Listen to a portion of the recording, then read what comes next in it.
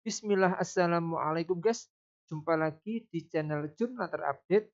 Oke guys, jadi ini juru bicara Paslon 02, Sheryl Tanzil dari PSI kena sekmat Timnas Amin karena menyinggung soal status warga kampung Bayam guys. Jadi tak perlu berlama-lama, langsung saja kita simak video ini guys. Bismillah. Ya, saya tidak tahu ya kenapa Anda sebagai anchor dari tadi berusaha meminta kedua orang ini untuk, iya berarti spesifik dong, ini menyerang ini, menyerang ini. Itu berarti Anda sudah berasumsi dan berusaha melit opini. Tapi saya Begitu mengkonfirmasi kepada Anda. Iya, jadi begini, saya rasa itu di situ kan, bukan saya rasa ya, tapi memang jelas statementnya tidak menyebutkan salah satu paslon pun. Dan tadi kalau Mas bilang di Amerika lebih brutal, tapi lebih brutal juga mereka membedah visi misi, gitu ya. Dan kita harus melihat, kita harus setuju bahwa debat kemarin tidak ada kita mendapatkan manfaat apapun. Dan kalau misalnya dibilang kenapa sih Pak Prabowo seakan-akan menjadi jubirnya Pak Jokowi, saya rasa wajar karena dia bagian dari kabinet. Ya dong, itu kan ya bagian dari kabinet gitu loh. Dia membantu presiden pada saat ini. Tentunya dia akan mengatakan sesuai karena dia adalah seorang menhan. Dia harus bertahan dengan apa saja yang sudah dia lakukan sebagai menhan gitu kan. Dan kalau misalnya ditanya menyerang pribadi, ya tentunya ada menyerang pribadi. Misalnya gini, ketika dia mengatakan Anda punya tanah sekian luas, sementara begitu banyak anggota TNI yang belum mempunyai rumah. Nah pertanyaan saya, Pak Anies juga punya tanah banyak juga kan. Apakah dia mau merelakan untuk TNI? Dan kalau misalnya Pak Prabowo mau menyerang pribadi, sebenarnya bisa membandingkan dengan bagaimana kinerja Pak Anies ketika menjalankan Jakarta. Saya tuh baru ke Kampung Bayan, masih ada orang-orang yang tinggal ilegal. Dan itu adalah proyek dari penggusuran Stadion JIS dari zaman Pak Anies. Apakah Pak Anies mau menukar guling tanahnya dengan orang-orang yang belum punya rumah dan masih ilegal di Kampung Bayam? Oke, logika itu yang kemudian Saya terima kasih banget nih Mbak sudah diingatkan bahwa memang Pak Jokowi juga melakukan hal yang sama pada saat 2019. Beliau menyampaikan bahwa Pak Prabowo dan Pak Prabowo juga punya lahan yang besar, itu disampaikan oleh... Beda konteks. Waktu itu konteksnya adalah Pak Jokowi mengatakan bahwa Anda punya lahan dan kita mau membahas undang-undang tentang kepemilikan lahan perorangan. Jadi itu konteksnya artinya masuk. Bapak tadi apakah mau Pak Anies membagikan tanahnya untuk TNI? Pak Anies bukan menhan. Pak Anies tidak ngurusin hal seperti itu pada saat itu. Ini nggak nyambung jadi. Nggak nyambung. Saya sudah diingatkan. Saya sekali beri saya kesempatan dong. Tadi saya sudah memberikan kesempatan. Boleh dong saya bicara. Hak saya masih ada di sini. Jadi terima kasih juga diingatkan oleh Kampung Bayam, Mbak. Sampai sekarang Kampung Bayam masih belum bisa mendapatkan haknya untuk warga di sana. Pak Anies sudah membangunkan bangunan yang sangat bagus, tapi Pak PJ Gubernur sampai hari ini tidak pernah memberikan kunci kepada mereka. Mereka sudah tahu siapa namanya di mana, akan tinggal di unit berapa. Tapi sampai sekarang itu tidak diberikan haknya. Tolong Mbak diurus. Saya minta karena PSI juga punya anggota di DPRD, DKI, itu tolong diperjuangkan. Kalau Mbak merasa itu ingin diperjuangkan, ayo kita perjuangkan bareng-bareng. Kita berikan haknya. Tentunya kita sudah perjuangkan, tapi yang jelas begini, penggusuran dilakukan di zaman Pak Anies. Moderator, nah ini bukan penggusuran. Artinya saya dekat dengan proses Kampung Bayam bahwa itu adalah personal atau tidak? Saya kembalikan ke situ. Gimana? Jadi pertanyaan Mbak Sheryl tadi itu personal atau tidak?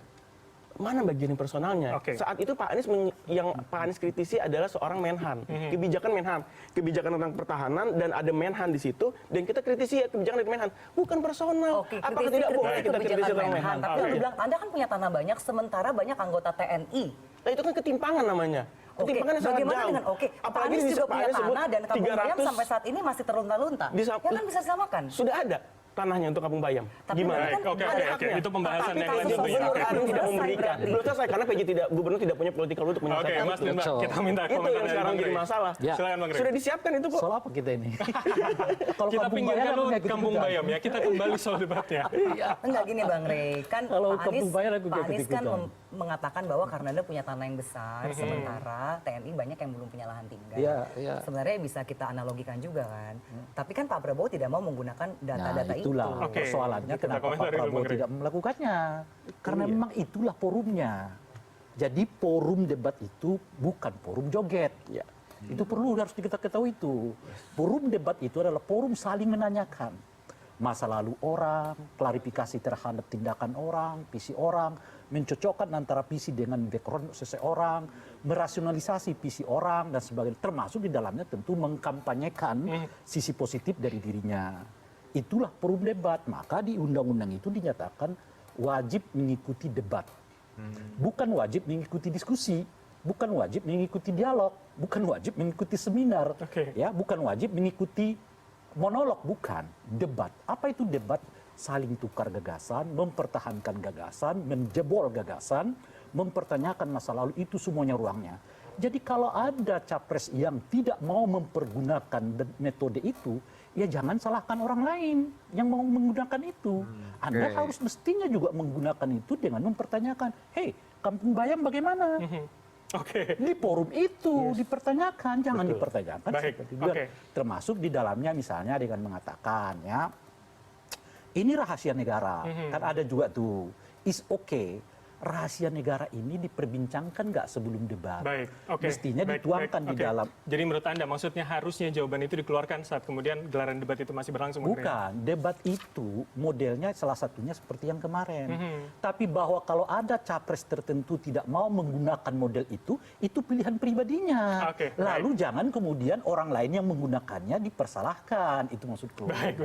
Oke guys, itu tadi sangat menarik perdebatan antara Chairul Tanzil, Timnas Amin, dan juga pengamat politik Ray Rangkuti. Jadi sudah kena sekak Timnas Amin gara-gara singgung status warga Kampung Bayam, Chairul Tanzil malah mendadak diceramai dikasih paham oleh pengamat politik Ray Rangkuti juga guys. Selain itu, jadi ini juga ada berita lagi guys, yaitu dari PSI. Itu Ketua Umum PSI Kaisang Pangarep pilih temani sang istri kuliah S2 dibanding terjun jadi calon kepala daerah dalam pilkada, guys. Ketua Umum Partai Solidaritas Indonesia PSI Kaisang Pangarep mengaku dirinya akan lebih fokus temani sang istri yang akan menempuh pendidikan S2 dibanding terjun langsung menjadi calon kepala daerah pada pilkada serentak 2024. Saya sudah pasti menemani istri saya ya, katanya menjawab pertanyaan wartawan. Sang istri yakin Erina Sofia Gundono akan menempuh pendidikan S2-nya di University of Pennsylvania, Amerika Serikat pada Agustus 2024. Namun demikian, Kaisang tidak akan begitu saja meninggalkan dunia politik, apalagi PSI, terutama selama masa pilkada 2024. Kaisang memastikan mesin politik PSI akan terus bekerja terutama dalam merekomendasikan kadernya dalam pemilihan kepala daerah untuk beberapa daerah besar, salah satunya Pilkada Jakarta.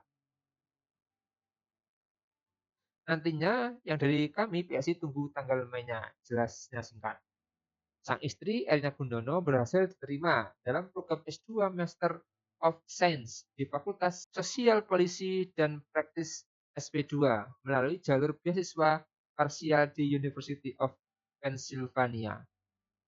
University of Pennsylvania salah satu perguruan tinggi terbaik di Amerika Serikat yang telah melahirkan deretan orang besar seperti Elon Musk, Donald Trump, dan Warren Buffett. Erina juga sedang mengandung anak pertamanya dari pernikahan dengan Kaisang direncanakan akan memulai studi pada Agustus 2024 dengan mengambil fokus studi di non-governmental organization atau non-profit leadership pada Fakultas Sosial Polisi dan Praktis. Jurusan tersebut mewajibkan mahasiswanya untuk melakukan program proyek selama 1 tahun dengan beberapa organisasi seperti UN atau UNESCO sebagai syarat lulusan.